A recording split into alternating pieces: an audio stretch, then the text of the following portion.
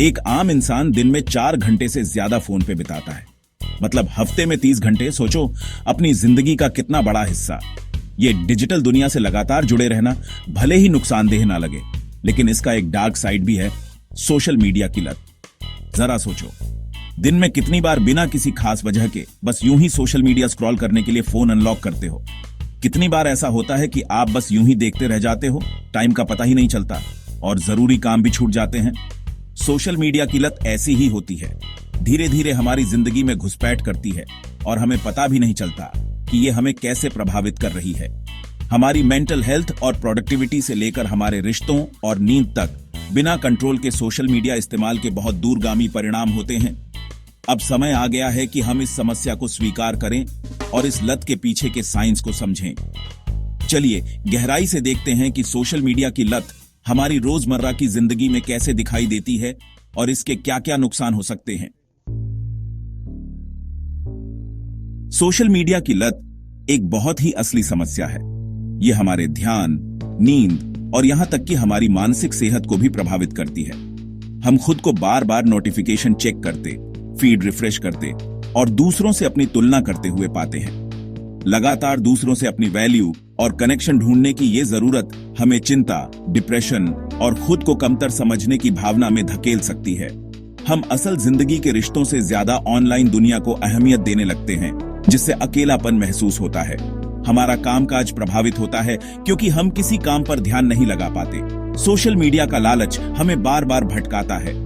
हम feed scroll करने के लिए अपनी नींद कुर्बान कर देते हैं, जिससे अगले दिन थकान और सुस्ती महसूस होती है।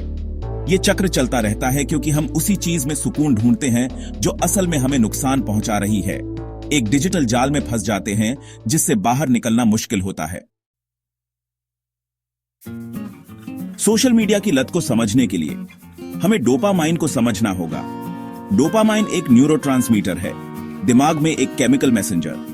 इसे अक्सर फील गुड हार्मोन कहा जाता है क्योंकि जब हमें खुशी मिलती है तो ये रिलीज होता है। जब हम ऐसी चीजें करते हैं जो हमारे दिमाग को फायदेमंद लगती हैं, जैसे स्वादिष्ट खाना खाना, कोई लक्ष्य हासिल करना या सोशल मीडिया इस्तेमाल करना, तो डोपामाइन रिलीज होता है। डोपामाइन की ये बढ़ोतरी हमें अच्छा महसूस कराती है, उस व्यवहार को पुख्ता करती है और हमें उसे दोहराने के लिए प्रेरित करती है। Social media platform dopamine release करने के लिए डिजाइन किए गए हैं।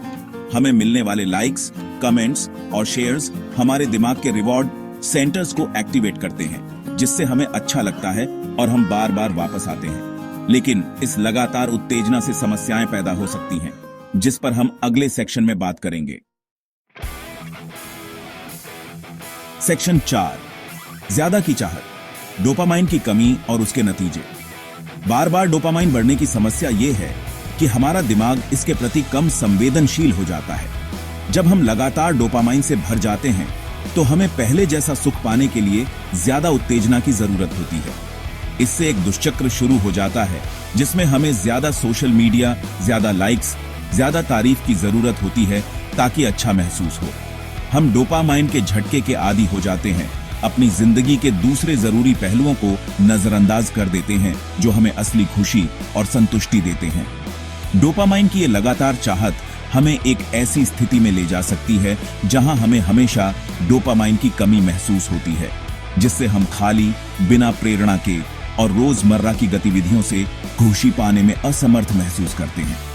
इसलिए इस लत के चक्र से बाहर निकलना और अपनी डिजिटल जिंदगी पर नियंत्रण पाना बहुत जरूरी है। सेक्शन 5, एक डिजिटल नशा, सोशल मीडिया की तुलना नशे की लत से। हालांकि सोशल मीडिया के इस्तेमाल की तुलना नशे की लत से करना थोड़ा ज्यादा लग सकता है, लेकिन दोनों के पीछे के मैकेनिज्म हैरान करने वाले तरीके से एक जैसे हैं। दोनों में दिमाग के एक ही रिवॉर्ड पाथवे शामिल होते हैं, जिससे अनियंत्रित व्यवहार और विथड्रॉल के लक्षण पैदा होते हैं। जिस तरह एक नशेड़ी को अपनी पसंद के नशे की तलब होती है, उसी तरह सोशल मीडिया के आदी को अपने ऑनलाइन इंटरेक्शन से मिलने वाले डोपामाइन रश की तलब होती है। जब वे अपने फोन चेक नहीं कर पाते हैं तो उन्हें चिंता और बेचैनी महसूस होती है, जो नशे के आदी लोगों में दिखने वाले विथड्रॉल के लक्षणों जैसे ही होते हैं। लगातार तारीफ की जरूरत, कुछ छूट जाने का डर और इस्तेमाल पर कंट्रोल न कर पाना, ये सब लत की निशानियां हैं। चाहे वो किसी पदार्थ की हो या डिजिटल प्लेटफॉर्म की। सेक्शन 6 परफेक्ट स्टॉर्म, आसानी से उपलब्धता और तुरंत संतुष्टि।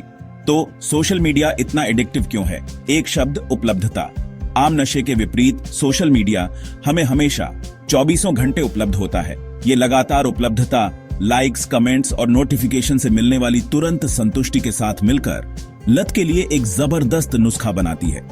हमें तुरंत पॉजिटिव रिइंफोर्समेंट मिलता है जो लत के चक्र को और बढ़ावा देता है। टिकटॉक जैसे प्लेटफॉर्म जिन पर छोटे आकर्षक वीडियो की अंतहीन स्ट्रीम होती है, खास तौर पर एडिक्टिव होते हैं। एल्गोरिथम हमारी पसंद सीख लेता है और हमें हमारी रुचि के अनुसार कंटेंट दिखाता है, जिससे प्लेटफॉर्म के आकर्षण का विरोध करना और भी मुश्किल हो जाता है। उपलब्धता और तुरंत संतुष्टि का ये मेल सोशल मीडिया को हमारे ध्यान और सेहत के लिए एक जबरदस्त विरोधी बनाता है। सेक्शन 7, आजादी की ओर अपनी जिंदगी वापस पाने के तरीके। तो हम इस लत के चक्र से कैसे बाहर निकलें और अपनी डिजिटल जिंदगी पर नियंत्रण कैसे पाएं? ये रहे कुछ तरीके। डिजिटल डिटॉक्स, सोशल मीडिया से नियमित ब्रेक लें। दिन में कुछ घंटों से शुरुआत करें और धीरे धीरे समय बढ़ाएं। इस समय का इस्तेमाल उन गतिविधियों में करें जो आपको पसंद हैं। AP blockers, social media platform पर अपना समय सीमित करने के लिए ऐप ब्लॉकर्स का इस्तेमाल करें। रोजाना की सीमा तय करें और उसका पालन करें। सोच समझकर इस्तेमाल, अपने सोशल मीडिया के इस्तेमाल के प्रति जागरूक रहें।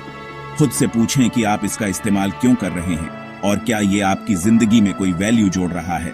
सार्थक गतिविधियां, ऐसी गतिविधियों में शामिल हों जो आपको खुशी और संतुष्टि दें। ऑन ऑफलाइन, अपनों से जुड़ें, अपने शौक पूरे करें या प्रकृति में समय बिताएं। याद रखें, टेक्नोलॉजी हमारी जिंदगी को बेहतर बनाने के लिए है, न कि इसे कंट्रोल करने के लिए।